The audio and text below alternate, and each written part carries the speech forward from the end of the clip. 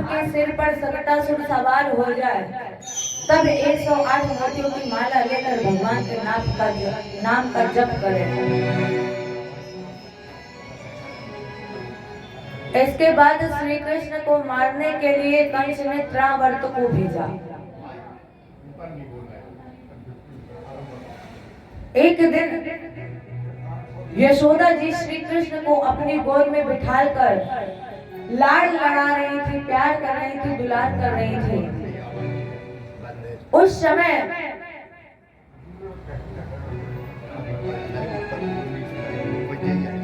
त्रावर्त, त्रों का आवर्त, त्रों का खजाना, देखो त्रावर्त बन करके आया है। बवंडर त्रावर्त तूफान बनकर आया, चक्रवात बन के आया। जैसे ही कन्हैया ने देखा कि त्रावर्त आ रहा है, अब यशोदा जी तो कन्हैया को अपनी गोद में लिए थी। कन्हैया ने इतना भार बढ़ा लिया कि यशोदा जी उस भार को सहन नहीं कर पाई, और जब यशोदा जी उस भार को सहन नहीं कर पाई तो यशोदा जी ने लाला को वहीं पर उतार दिया और अपने गृह कार्य में लग गई। त्रावर्त आया, देखो चक्रवात तूफान आता है तो वो जिसको भी लपेट लेता है उसको आकाश में लेकर उड़ जाता है। त्रावर्त आया, कन्हैया को लिया और आकाश में लेकर उड़ गया। लेकिन हमारे कन्हैया ने क्या किया? कन्हैया ने फिर अपना वजन बढ़ाया और इतना वजन बढ़ाया कि त्रावर्त भी उस वजन को, उस भार को सहन नहीं कर पाया और त्रावर्त के भी प्राण पखेरु उड़ गए। हमारी 16 कलाओं से धरा को विशुद्ध करने वाले धर्मध्वज वहां की याज्ञवल्क्य सरकार ने पूतना माने वासना, त्रावर्त माने तृष्णा, और जब व्यक्ति अपने जीवन से वासना और तृष्णा को मार देता है तब समाज उसे देता है यश। यश माने नाम। जो चर्चा आपने सुनी, इसके बाद गर्गाचार्य जी ने भगवान का नामकरण संस्कार किया। बलराम भैया का नाम रखा बलभद्र। भद्र माने कल्याण, जो अपने बल का प्रयोग जग कल्याण के लिए करता है वो बलभद्र है।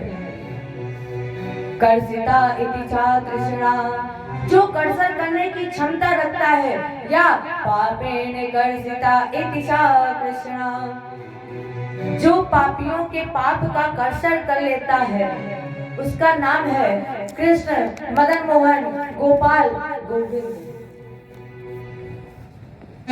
मदन मोहना, जिसके अंदर ना तो किसी प्रकार का मद है और ना ही किसी प्रकार का मोह है, जो मद और मोह से रहित है वो है मदन मोहन, गोपाल।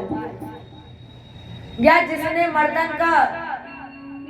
का मर्दन किया है, अगर काम का दमन किया है, काम को जीता है, तो वो है मदन मोहन, गोविंद, गोपाल।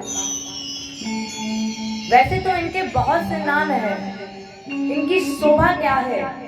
हमारे ठाकुर जी की क्या शोभा है, सुनिएगा। सोहत है चंदवा सिर मोर के, और तैसी सुंदर पाग फसी है, तैसी गोरज भाल विरासत, और वैसी ये बनमाल पड़ी है, रस खान विलोकत बारी भई, और द्रग मूंद के बार पुतार हसी है। खोलौ रे घूंघट खोलौ कहाँ, और वह मूरत नैनन माज बसी है। एक बार माया का घूंघट खोल करके तो देखो। माया माँ माने नहीं, या माने जो नहीं है वही माया है। कैसे है ये? तेरे घट राम तू काहे भटकत रे, तेरे घट राम जैसे माखन बसत दही में, जैसे माखन बसत दही में, अनिक सत नाही बिना बेरे रे तेरे घट राम। तू काहे भटकत तेरे घट राम। यानी एक बार माया का घूंघट खोल करके देखिए, और जब आप माया का घूंघट खोलेंगे तब आपको पता चलेगा कि कैसे जब इनकी दिव्यता का वर्णन किया गया तो भगवान माखन रोटी खा रहे थे। कौवे की दृष्टि पड़ी, कौवा आया और भगवान के हाथ से माखन रोटी छीन कर लेकर उड़ गया। देखो बच्चों के अंदर एक चीज और होती है, जब कोई चीज जबरदस्ती छीनी जाती है तो बच्चे रोने लगते हैं। वही कन्हैया ने किया, कौवा माखन रोटी लेकर उड़ गया, लेकिन हमारे ठाकुर जी आज वही आंगन में लौट गए हैं। माने सारा शरीर धूल दूषित हो गया है, और जब ये धूल में लिपट गए हैं तो कवि ने लिखा है कैसे लग रहे थे हमारे श्याम जी।